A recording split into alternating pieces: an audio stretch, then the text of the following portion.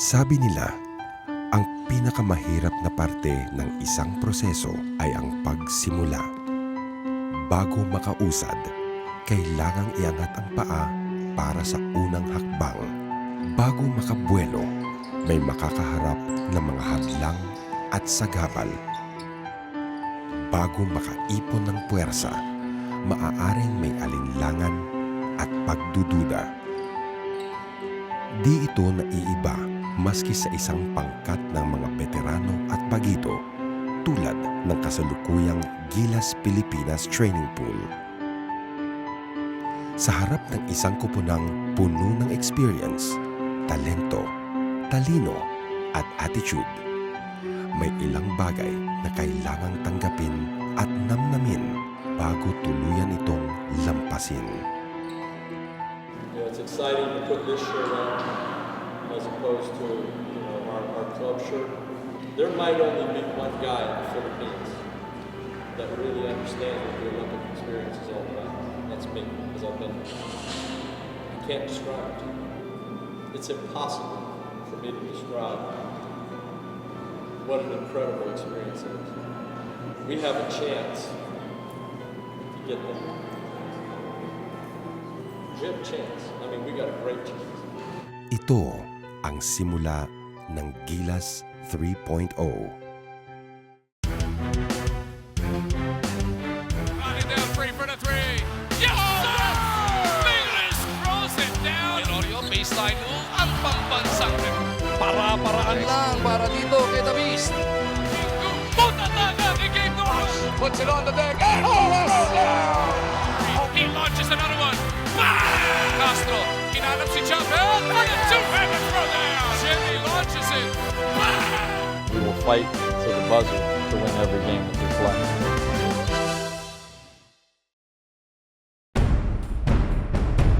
Noong August 3, 2015, inilabas ng PBA ang listahan ng mga manlalaro mula sa pambansang liga na itinawag para sumapi sa bagong Gilas Pilipinas Training Pool. Kasunod nito, nag-umpisa ang kauna-unahang official practice session ng pambansang kupunan sa Meralco Gym. Marami rito ay mga pamilyar ng muka mula sa nakaraang Gilas team.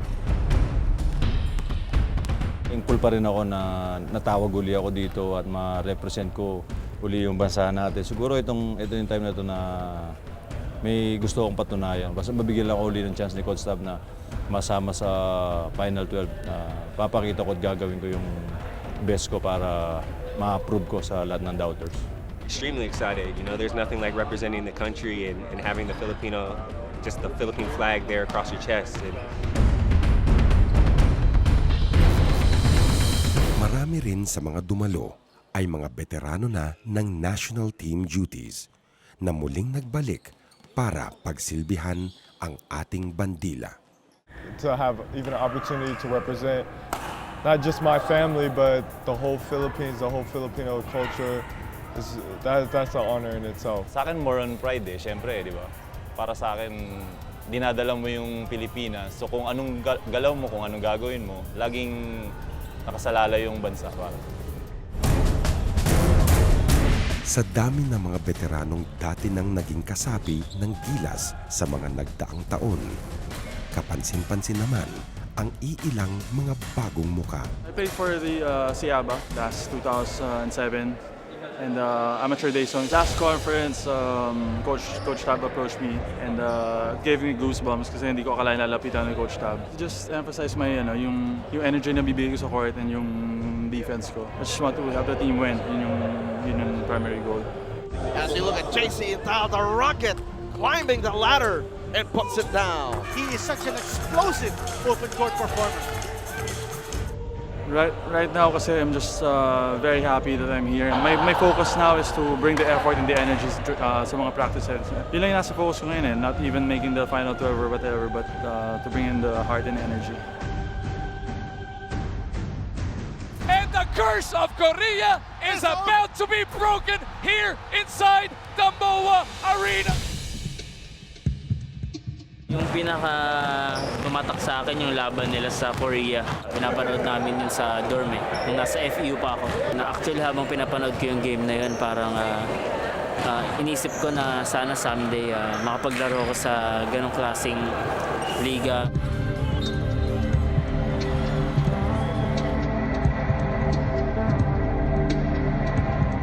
Terrence is, he's got challenges with his size at the international level, but one of the most creative, explosive offensive players that we've got in the Philippines. Terrence, you know, he can score by the bunches. The guy's skill level is by far is very high, you know, as far as offense. You know, you give Terrence the ball to break down a guy, he's going to score. I mean, si Terrence, nakikita natin siya na scorer or minsan one-dimensional. Pero he's really working hard sa defense, marami siya natutunan, and he will learn more. Mas magaling si Terrence kasi, di ba, scorer siya talaga. Pero yun nga yung sinasabi namin sa kanya na maging aware siya sa mga option na nandun para yung offense namin mas maging maganda pa. Gusto kong patunayan na kaya kong maglaro. Kailangan makita nila na lumalaban ka para sa bansa natin. So, yun lang yung kaya kong ibigay. Gusto kong makita nila na lumalaban ako sa pinaka-best na kaya ko. Sa buong buhay ko kasi talagang dream ko talaga makapaglaro. So, yun nga yung nakikita kong napapanood ko yun na naglalaro yung mga players ng Gilas. Parang dream ko rin na sana makapaglaro rin ako balang araw.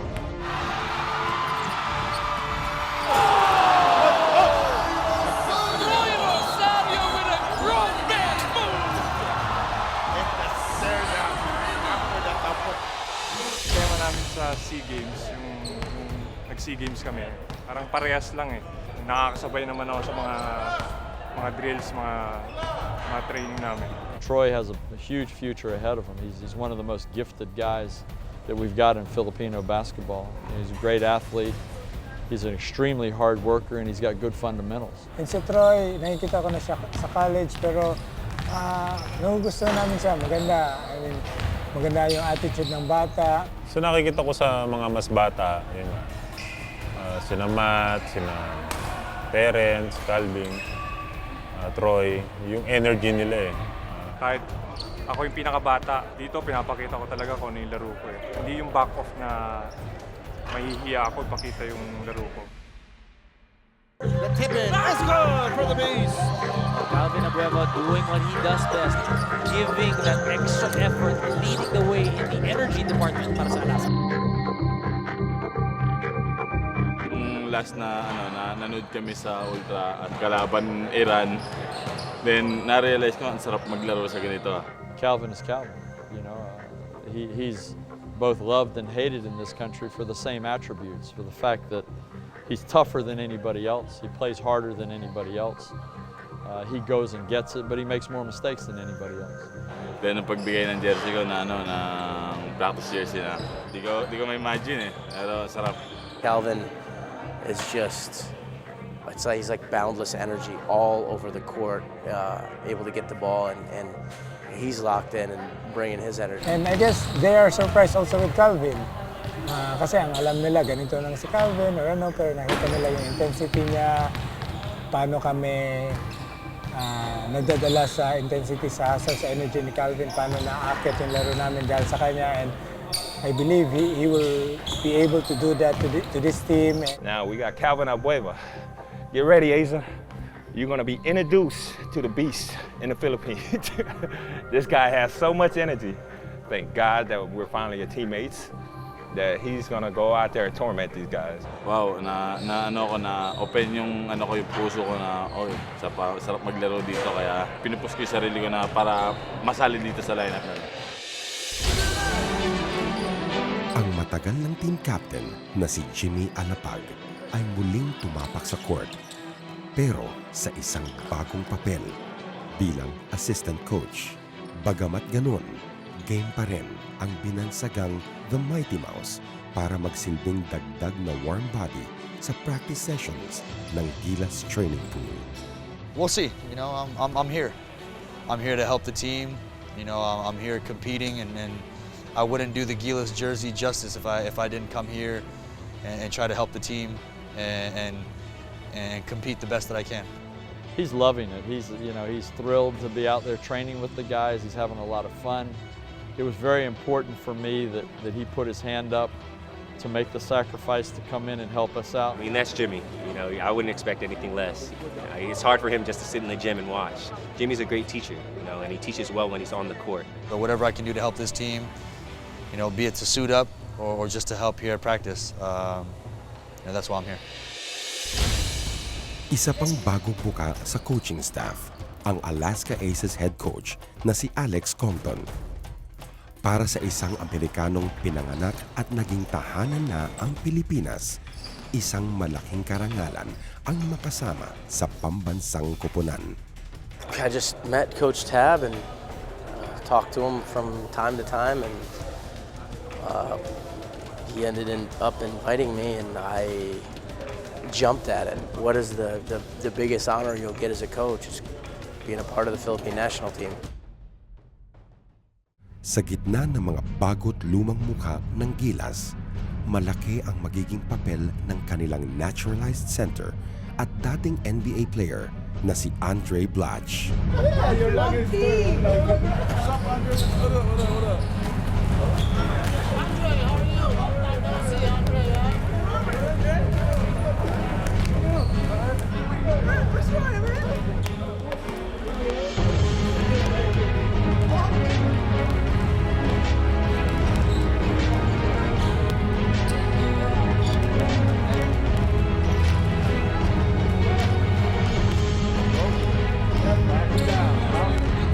Ipinakita noong nakaraang taon ang versatility at puso ni Blatch bilang miyembro ng 2014 FIBA World Cup team ng Gilas Pilipinas.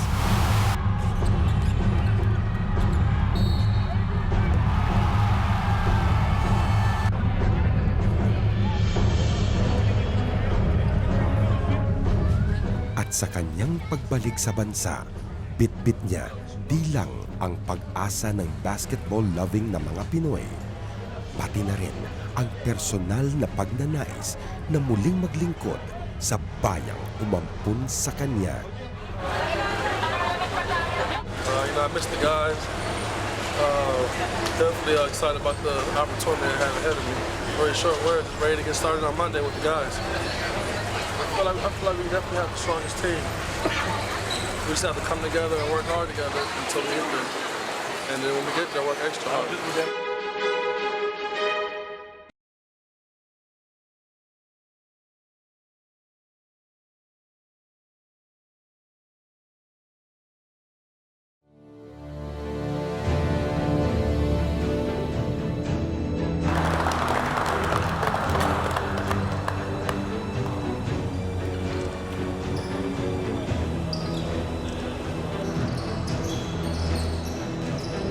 Nag-umpisa ang unang practice ng Gilas sa mga simpleng drills para unti-unting maging patas ang mga bagito at veterano sa pagsunod sa sistema ni Coach Tab Baldwin. Maganda ang ipinakitang pagsasama ng mga personalidad ng Gilas 3.0, mas lalo na sa mga bagitong gustong matuto at sa mga veteranong handang magturot umalalay. Surrounded by different players, very good players, and lahat sila vocal and talaga. Kasi I'm one of the veterans na here, but I'm trying to learn pa rin. Yeah, one day at a time for me, and I'm just trying to learn and being parang just want to pick up things and matutunan yung system kaagad. Hindi naman sila yung mga mayayabang. Okay lang naman silang kasama. Hindi sila yung parang nagpapakita na, bata ka pa, veterano na kami. Hindi naman sila gano'n. Parang pantay-pantay lang kami dito. Gusto ko ipakita sa nila na kaya ko rin maglaro. Saka kahit ako yung pinakabata, parang hindi ko parang mag-ibaback off yung laro ko. To have Calvin, JC, Terrence, Aldrich, Troy, who's very impressive as a young player. So they all bring something different to the game, different to the team, and I think it's all needed. Okay, yung energy ni Calvin na napakataas kahit sa practice, talagang pinapakita niya yung energy niya na every time na umistep siya sa court, talagang full speed siya. Yung energy level niya nandun. Kung ano yung nakikita mo sa laro, yun yung ginagawa niya talaga sa practice. Kaya di mo makikita yung good players na talagang yung practice pa lang talagang go hard na siya. Kaya sa laro, sobra yung ginagawa niya.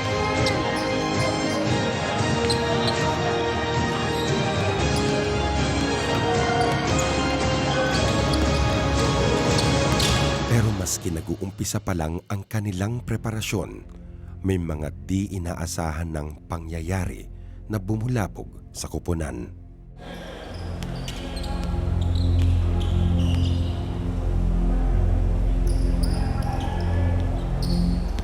We are a basketball family. Let's keep it tight. Let's keep it tight, and let's keep God where He belongs, because He's the one that's going to get us through everything. Okay? All right, let's pray. Keep it safe. Amen. Good job, guys. Good job. Good work, fellas. Here we go. Laban Pilipinas!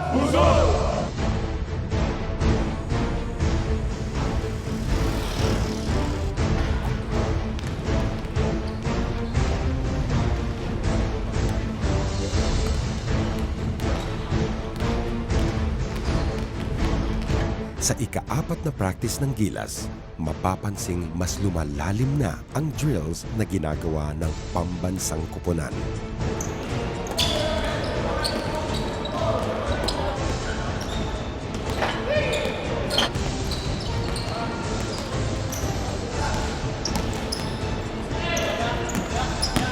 Put it up there. We'll get it. We'll get a second chance.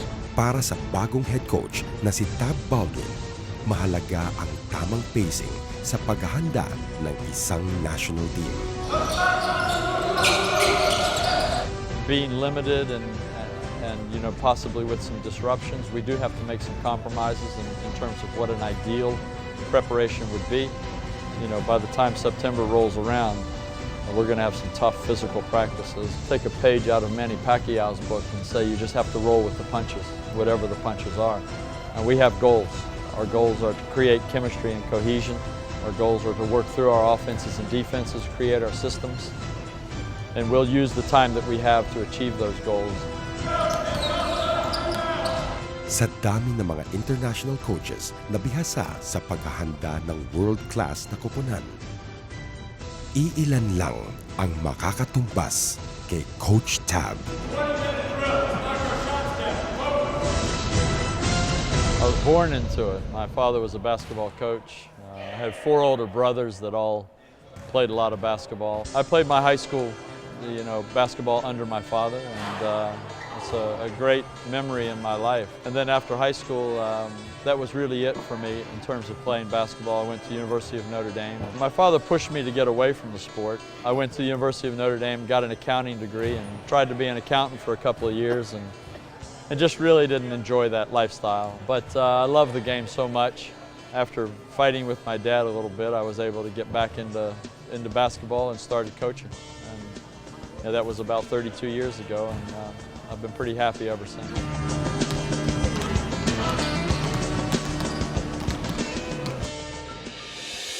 Mula sa Estados Unidos, dinala siya ng ihip ng hangin ng basketball patungo sa New Zealand. So I was looking around. I got a call from an ex-player, and he was playing in New Zealand as an import. And he said they were looking for coaches. So that prompted me then to make that step. And ultimately, I was asked to coach the national team, and it was a phenomenal experience. And I happened to come along at the right time with a great team, a great group of guys. In the 2002 World Championships, sort of this dream run. We made it to the semifinals of the tournament, and it's an incredible feeling, and it was incredible for all of us, but the reality was we were a complete unknown when we went there. Magmula noon, nagpatuloy ang success ni Coach Tab sa international basketball. But it all starts with the players. It all starts with the people that you assemble around you, the assistant coaches, the support you get from the management people. These are the things that create an environment of success. And as a coach, I want to create that environment all the time, but you need these things in place. You need committed players. You need a country to get behind you. You need a management team that supports everything you do and allows your philosophy to come to fruition. Di naglaon, nagtagpo ang landas ng bukod tanging international coach na ito at ng Pilipinas. Isang bansang di mapantayan ang pag-ibig para sa larong minahal niya buong buhay. I was an assistant with Raiko Toroman, and then he was coaching Jordan then. Alam nyo naman kami mga coaches, when we play internationally, we faced each other in the Asian Games. Sumasabay siya sa bus namin pag nag-scout siya. So he became very close actually to the Philippine team, to the Philippine quintet.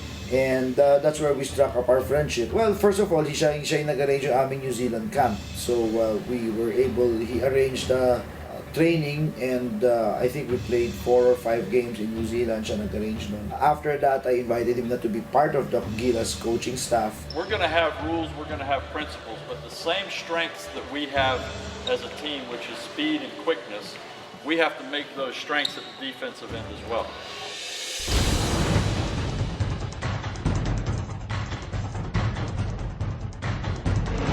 You know, I knew where it was. I knew that the game was very popular here. I'd heard stories about what the PBA was like and what basketball was like.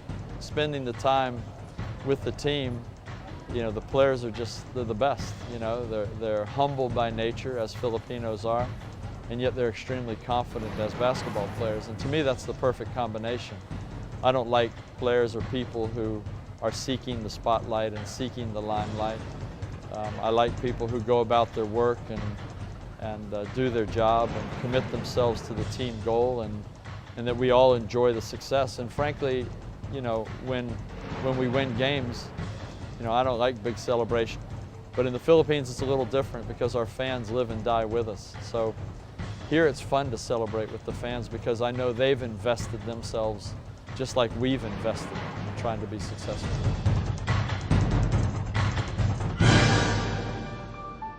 Noong simula ng taon, matapos ang masinsinang pagsusuri ng Pilipinas basketball stakeholders, hinirang si Coach Tab para maging sunod na head coach ng Gilas Pilipinas. Pareho mang mayaman sa experience at basketball knowledge, marami na ring pagkakaiba ang dati at kasalukuyang head coaches ng Gilas Pilipinas. I really believe that you know, there's an inside and there's an outside to a basketball team. And I don't tend to try and merge the two very much. I think Chot did a great job with the outside and motivating and bringing the country in behind the team. And I hope they'll do that for our team with the momentum that Chot has given them, because I'm not a cheerleader, I'm not a rah-rah guy. I am a private guy. I like to stay within the confines of my family, within the confines of my team.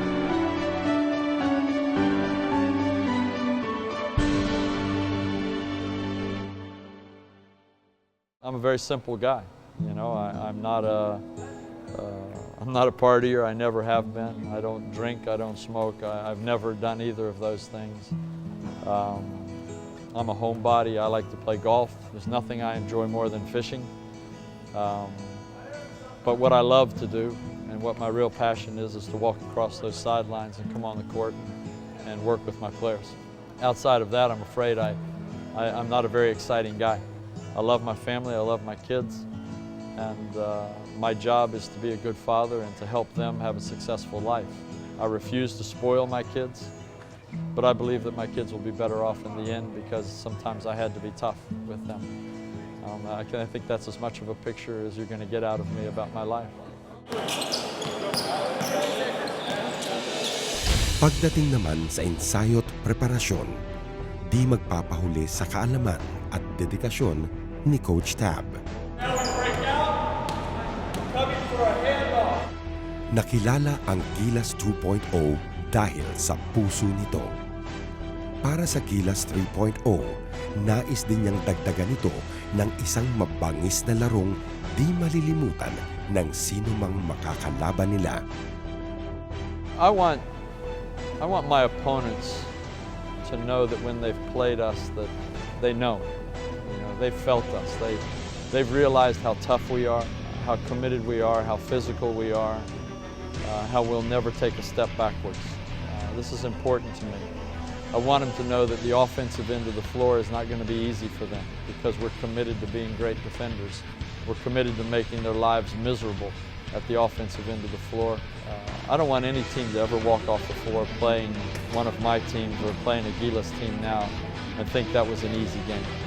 That would be a big insult to me and to our program.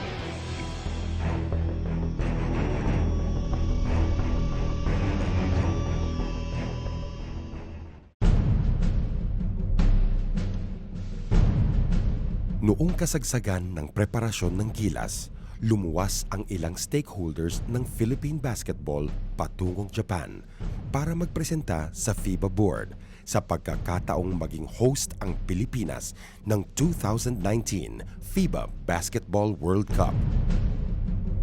We are boldly taking our place in the modern world. We are a country full of dreams that we've been busy turning into reality. Bring basketball home. Our home. Puso 2019. Ngunit hindi naging mapalad ang Pilipinas at tinalo ito ng mas experienced at mas malagong bansa na China. The host of the 2019 FIBA Basketball World Cup is China. Sa puntong ito, nabitin ang Pilipinas sa pagkakataong muling madatnan ang biggest stage in world basketball sa ating bansa. Sa Pilipinas, sinundan din ng mga miyembro ng Gilas ang mga kaganapan sa Japan. At para sa mga pambansang manlalaro, naging kahinahinayang din ang development na ito. Pinalitan lang ng asawa ko na China. Hinihintay ko yun eh. Sayang. Sana sa Pilipinas na lang ginawa para mas marami pang hihilig sa paglalaro ng basketball. Diba? Nakakalungkot nga lang na hindi natin nakuha yun. Kasi ibang klaseng experience yun sa ating mga Pinoy. Expect din natin na talagang hindi pa tatalo China. Mga facilities ng China kasi gawain na tayo. Gagawa pa rin. Siguro yun yung malaking advantage na nakuha ng China. It hurt. Naturally, you know, your heart sinks right away. You know, you want to come back and host it, but I guess we got to work the hard way. Yung time ng presentation, no, lahat sila yung mga sinabi nila sobrang nakakayak na eh. Kasi dun mapipil talaga yung sincerity nila na makapa sa atin yung FIBA World sa 2019. Kahit hindi nila binigay sa atin yung hosting sa FIBA 2019. Pero nakita nila na yung basketball sa atin kung paano kaganda at saka yung kamahal ng mga Filipino yung basketball. Of course, I was a little disappointed. You know, I'm sure a lot of the Filipinos were having high hopes of getting the bid, but rest assured, you know, I guess it's not our time right now. But stay positive, and good things are yet to come. Pero imbis na mabaon sa pagkatalong ito, minabuting bumalik sa pagtuon nila sa kanilang preparasyon. Yesterday we focused on swing, tonight we're going to focus on dribble drive. So listen, learn, adapt, adopt it, and do it.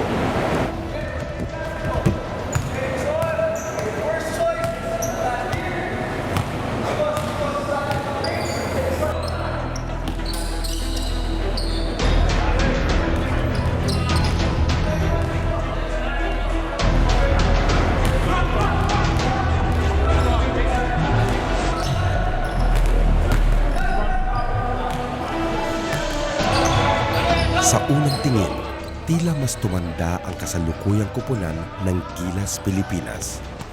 Sa isang banda, maaaring maging pampabigat ito kontra sa mas bata at mabibilis na mga kalaban.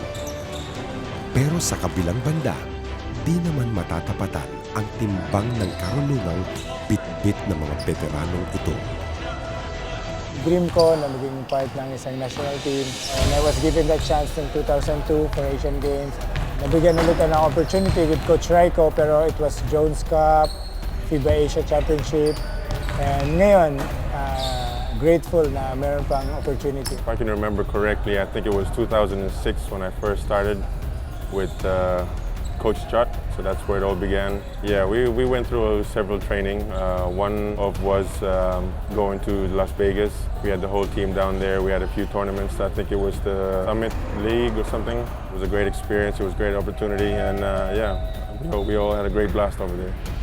Remember during those times I was struggling playing in the PBA, but for some reason I was playing well in Gilas 1 with Coach Raiko, and I enjoyed it. I guess those moments talking to Coach Raiko every day, him telling me to expand my game and you know, to have better discipline if I want to continue on playing basketball. You know, learning how to train and how to eat.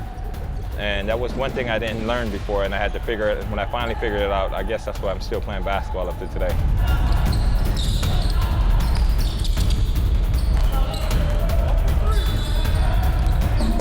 Maganda pinapakita ng mga kasama ko. To think na we have only like 5 weeks na lang or 6 weeks the most. Upbeat, positive mga players. Kahit maraming pinagdadaanan yung ibang players, yun yung in-emphasize si Jimmy na magtutulungan tayo, we'll give our best shot. Mahirap to pero it's doable. It's going to be tough. You know, it's not going to be easy. You know, we got, I think, 9 or 10 games in a certain amount of days, and we're going to be playing a lot of back-to-back games. We just have to fast-track everything, and that's one thing that's great about Coach Taz's practice. You know, it's been tough, it's been rugged, but it's preparing us for all those games that we'll be playing back-to-back. We have 6 more weeks of practice, and we got to keep pushing ourselves to the limit. You know, we can't come in here and be on cruise control. We have to push ourselves hard every day, so that way when we play the games, you know, we're playing game speed already in practice, so it should be a lot easier. Marami mang milya na ang itinakbo ng veteranong ito, di pa rin natitinag ang kanilang pagnanasang may mapatunayan pa sa maaaring huli nilang pagsuot ng ating bandila sa kanilang uniforme. Hindi ka sekreto, 38 na ako, I really have to take care of my buddies, pero watching Jimmy, watching Asi, giving their best every single practice, not a reason for me to beg off or parang to rest. Just parang na-inspire ako with their work ethic. To me, age is just a number. You know, it all depends on how well you take care of your body, you know, and what you do on the floor. You know, like look at Asi. Asi's 42, but he's solid. He's running up and down practice. He's amazing. He's an inspiration to a lot of big guys, a lot of players. So, you know, age to me is just a number.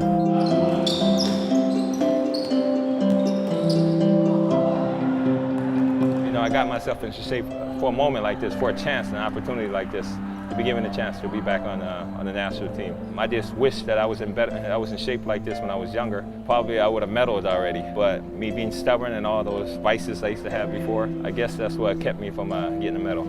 This journey is not going to be easy. You know, it's going to be no shortcuts. You know, if we work hard enough, then it's going to be very deserving that we're going to end up with the gold medal.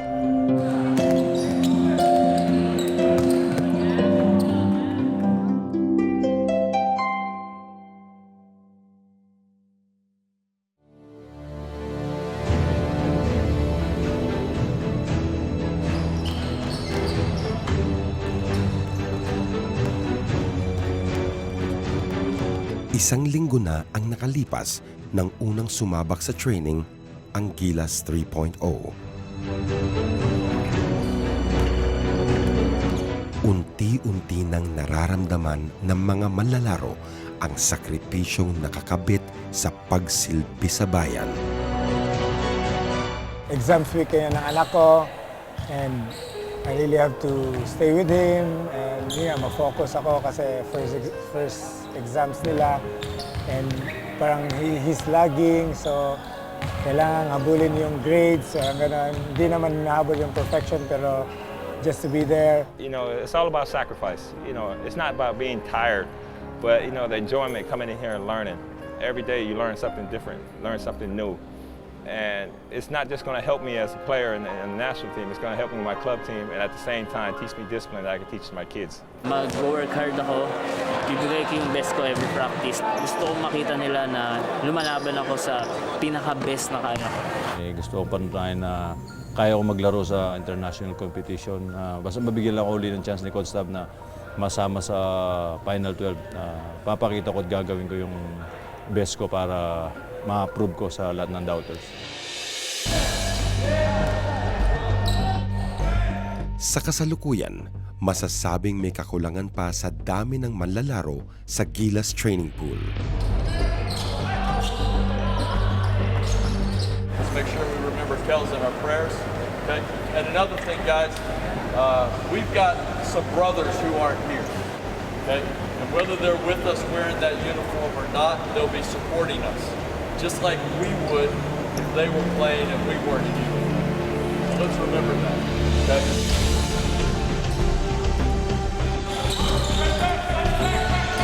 Ngunit di ito ginagawang pabigat ng kasalukuyang mga kasapi sa Gilas. At sa kanilang pananaw, higit na may kakayahan at kapasidad na magtagumpay ang pangkat na ito. We have a bunch of high character, high quality guys here. I mean, their ability, their effort, unquestionable. I'm excited about this group of guys. They're bringing it every day, and they get to be a part of something special. Isa pang kapansin-pansin ay ang paglaki ng timbang ng naturalized import na si Andre Blatch. Marahil dahil sa matagal na panahong pagpapahinga. Pero di natitinag ang kanyang mga kakampi na kaya niya muling malumbalik sa dati niyang mabangis na form. Naturally, I'm concerned. You know, you like all your players to come in peak fitness because that means you can, you know, go pretty close to 100% right from the start. But, you know, I've talked to him and his attitude is good. You know, he recognizes it. He understands the task in front of him. The guy is such an incredible talent and he's a good guy. He fits into the team really well.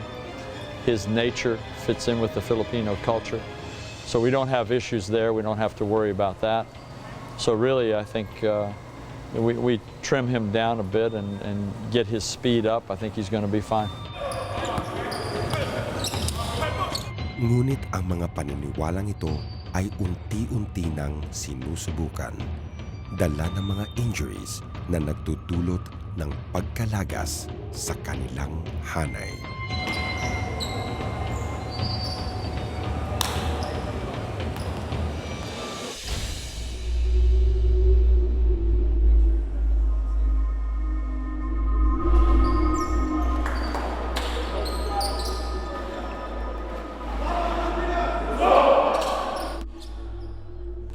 Sa bawat practice na nagdaan, nagiging hadlang ang bawat manlalarong di makapagsabay sa pisikal na preparasyon ng national team.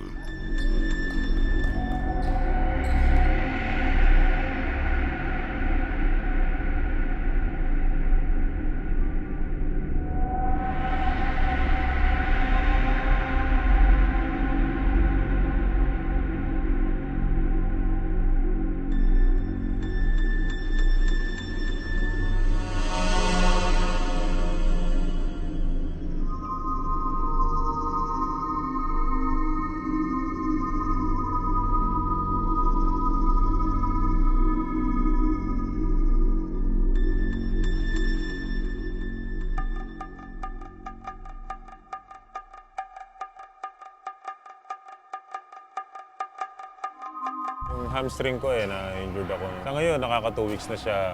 Dapat nga, pwede na ako mag-practice kung halimbawa bukas o ano. Kanina, tinesting kong tumalon, ganyan. So, may pain pa, masakit. So, hindi pa kaya. Drives, we can show here and go to our man. If we're running and jumping, I can take it and go. Okay? Get up the line. Go, go, go.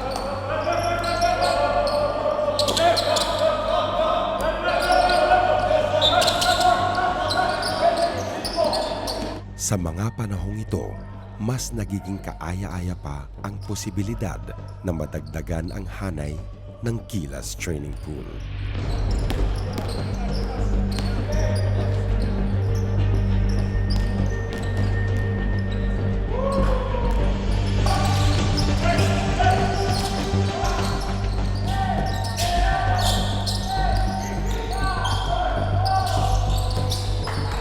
I'm hoping na mga players na nasa wishlist, may dinaramdam sila, injuries. We're still hoping na makakabalik sila and be able to help the team. We got Sonny and us did a hell of a job tonight. Without any subs, they went through most of practice. So we're gonna take care of that. We've got some reinforcements coming. Mahirap to, pero it's doable. It can happen as long as we stay together and we continue to grow every single practice. So we just have to make the most of the time that we have and give our best shot.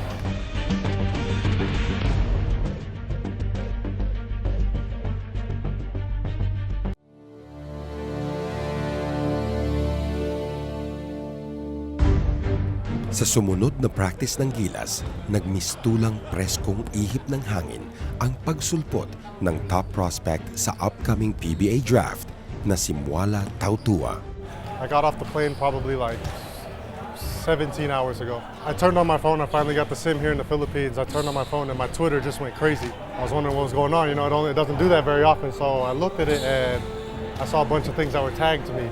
So I read it and that's when I found out that I was ready for Gilas. When I read that, it was surprising to me, and it's all God's will, I've come far away just for this, and to play at that position for this team, that's a blessing in itself, so I'm excited. It feels good, It was my goal coming here to play in the Philippines for my mom. Now I'm playing for the Philippines for my mom. Di man eligible ang Phil Tonga na ito para maglaro bilang local sa FIBA tournaments, malaking tulong ang magagawa ni Mo, mas lalo na sa limitadong dami ng big men ng Gilas.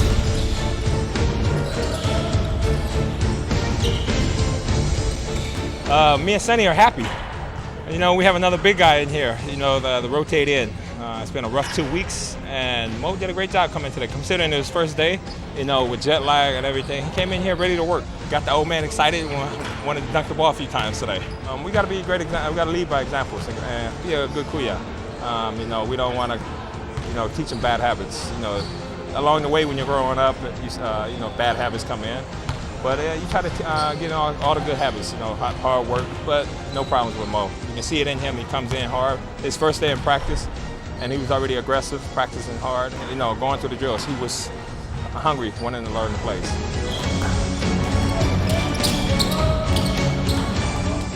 He's a grown man. That's a big guy right there, and it's good to feel that so I can get used to what that's like.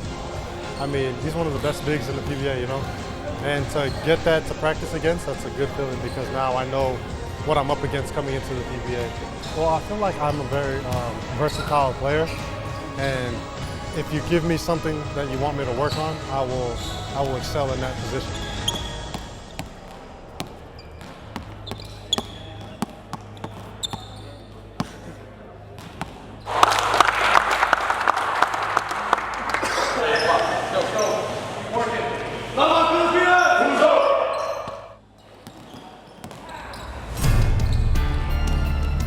Minabuti ng Gilas Pilipinas na magkaroon ng isang huling pagsasanay, ilang oras bago sila lumipad patungong Estonia para sa isang pocket tournament. We want the ball going back to the trail, and then we want you to open the passing lane here, get it, and go. Don't let people double team you. You gotta get it and go like that. Sa 2 linggong pagsasama ng mga bukod-tanging manlalarong ito, mas nakilala na nila ang isa't isa. Ang ibang may iniinda ay unti-unti na ring nakakabalik sa pagsasanay. Gumanda man muli ang kanilang progreso, alam pa rin nilang marami pang kailangang gawin at makamit para maging matagumpay sa darating na FIBA Asia Championship. We weren't designed to be there now after 2.5 weeks in training, and we're just getting ready to enter our first pocket tournament. Now, guys, still in the high post. Now you cut. Now we get our high action. I think we're progressing well. Guys are coming in focused and ready to work, and that's really the most important thing right now as we continue to build towards FIBA Asia next month. we just got to continue working. You know, we got to get better every day. This is going to give us the opportunity to be together as a team when we go to Estonia and try to build chemistry. It's been a disrupted build-up. There's no question about it. We've had a lot of injuries and a lot of indecision around the camp. But, you know, we've improved, and we needed to improve. But we have a lot more improvement to make before we head to FIBA Asia. But we still have time up our sleeve and a lot of games to improve ourselves. So the thing is, we have to stay focused on the work that we need to do. And I'm very, very happy with the players. They've done a good job. Ang mahalaga, nagawa na nila ang unang hakbang. At sa puntong ito, maging anuman ang kasalukuyang lakas at kakulangang taglay pa nila, isang bagay ang sigurado sa pangkat nito. Wala nang atrasan. Tuloy ang laban. Laban Pilipinas! Puso!